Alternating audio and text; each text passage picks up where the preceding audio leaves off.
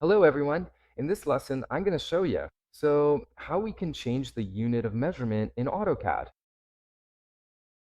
Remember, to measure in AutoCAD, just use the shortcut I, then enter.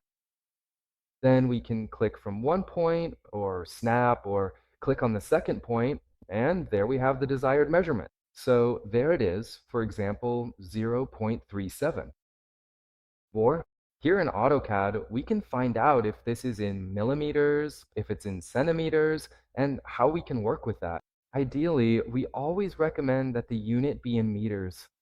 We found out you don't need to click anything, just type units,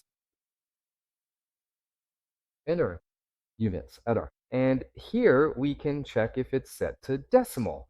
We can also check the precision. It's highly recommended to use 3 decimal places. We can also see here whether it's in meters, millimeters, or centimeters. In this case, it's set to millimeters. I can click here and choose, for example, the meters option. That's the most recommended. If we click OK, then from this moment on, if I draw a line, for example, of 1, it will be 1 meter.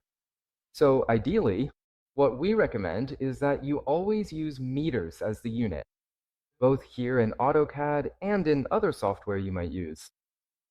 It makes importing and exporting files between software easier. I hope you enjoyed it, and I'll see you in the next classes. Thank you very much.